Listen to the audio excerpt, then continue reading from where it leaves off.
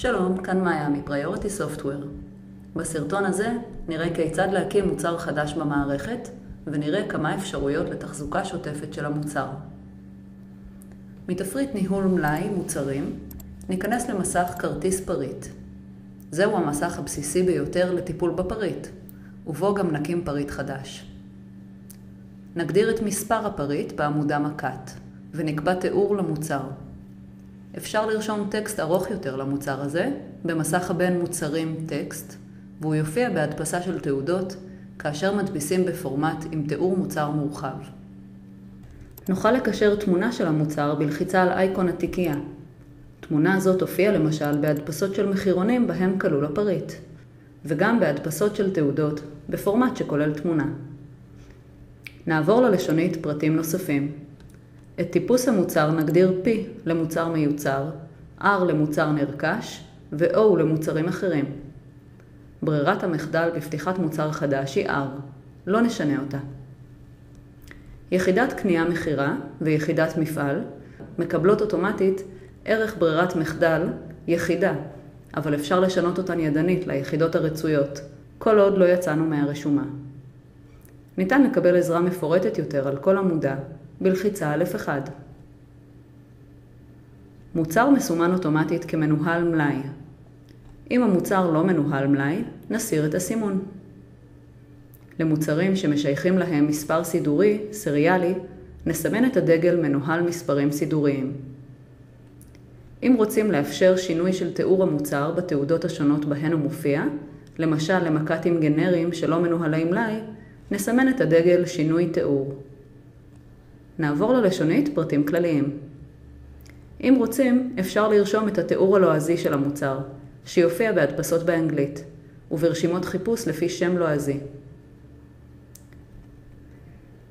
נוכל לשנות את שיוך המוצר למשפחת מוצר. נלחץ על מקש F6 כדי לפתוח את רשימת הבחירה, ונמחק את ברירת המחדל כדי להציג את הרשימה המלאה של כל המשפחות הקיימות. בלחיצה נוספת על מקש F6, נעבור למסך משפחות מוצר. כאן נוכל להגדיר משפחת מוצר חדשה. נחזור למסך כרטיס פריט. בעמודה ברקוד אוטומטית מתמלא המקט שרשמנו, ונוכל לשנותו לפי הצורך. נוכל גם לבחור ספק מועדף. בלשונית מחירים נקבע את מחיר הפריט במחירון הבסיס ואת עלות התקן שלו. בלשוניות פרמטרים ופרמטרים נוספים אפשר להקצות למוצר פרמטרים שונים עליהם החלטנו מראש ושניתנים להגדרה לפי בחירתנו. למשל, הגדרנו לפרמטר אחד סוג חומר. אפשר להגדיר הודעה אוטומטית שתקפוץ בזמן שמשתמש בוחר את המוצר הזה בתעודות השונות, במסך הבין הודעה בהקלדת מקט. אם המוצר מיוצר, ניכנס למסך הבין מוצרי בין כדי להגדיר את הפריטים מהם הוא מורכב. כל מוצרי הבין צריכים להיות מוגדרים במערכת כדי שנוכל לקשר אותם למוצר האב. אפשר להגדיר נתונים נוספים של המוצר במסכים נוספים. נעמוד על העמודה מקט ונעבור בהפעלה ישירה למסך הגדרות כספים למוצר. שימו לב שפרטי המקט יתמלאו אוטומטית. נוכל לקבוע בלשונית הגדרות יבוא את סוג ואחוז עלות היבוא, שתתווסף בחישוב עלות המוצר. עבור פריטים שמשמשים פריטי העמסה, נגדיר במסך זה את אופן העמסה של עלות מוצרים אלו על מוצרים אחרים בתיקי יבוא ייצוא.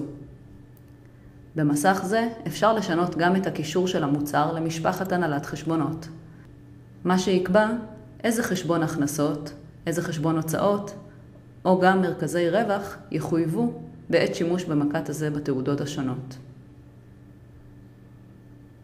נחזור באסקייפ או בלחיצה על הנתיב למעלה בתיבת הניווט הבין מסכי למסך כרטיס פריט, וממנו נעבור למסך מאפיינים נוספים למוצר. במסך זה נוכל לקשר למוצר סוג אריזה, שיופיע כברירת מחדל בכל תעודות המחירה.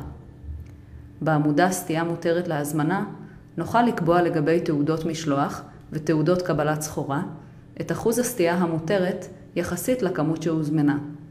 כאן גם אפשר להגדיר סף סגירת הזמנה, בכמות או באחוזים. למשל, אם נרשום כאן 95, ההזמנה תיסגר אוטומטית אם סיפקנו 95% ממנה, ולא את כל ה-100%. נזכיר שתי תוכניות שימושיות שפותחים מתפריט ניהול מלאי, מוצרים, תחזוקת מוצרים. התוכנית מחיקת מוצרים מאפשרת למחוק מוצרים שלא קושרו לאף רשומה אחרת במערכת. והתוכנית שינוי יחידות מוצר מאפשרת לשנות יחידות מוצר, יחידות מפעל או את שתיהן בו זמנית. השינוי אפשרי רק אם יחס ההמרה בין היחידה החדשה למקורית הוא 1. לאחר שהמוצר כבר הוקם במערכת, נעזר במסך כרטיס פריט כדי לעקוב אחרי נתונים חשובים למוצר. נציג כמה דוגמאות שימושיות למוצר קיים.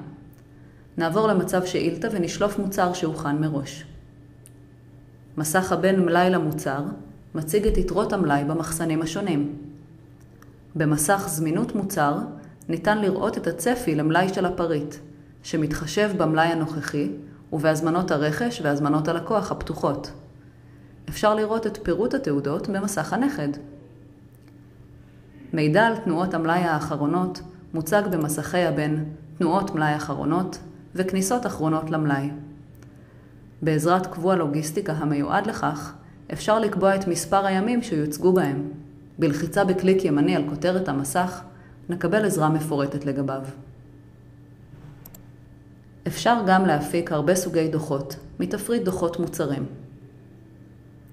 במחולל כרטסת מוצרים, כל משתמש יכול להגדיר דוחות כרצונו או כרצונה, לפי פרמטרים שונים של המוצר, ולהפיקם.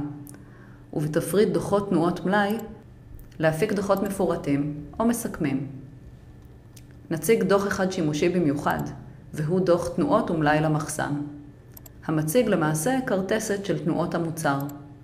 יתרת פתיחה, כניסות למלאי ויציאות ממנו, ועדכון כמויות בעזרת ספירת מלאי. לטווח התאריכים המבוקש ולמחסנים הנבחרים. כאן מסתיימת ההדגמה של הקמת מוצר בפריוריטי. למידע נוסף ניתן להיעזר באשפים השונים, למשל באשפי מוצרים, ובאשפים השונים שבתפריט אשפי תנועות מלאי.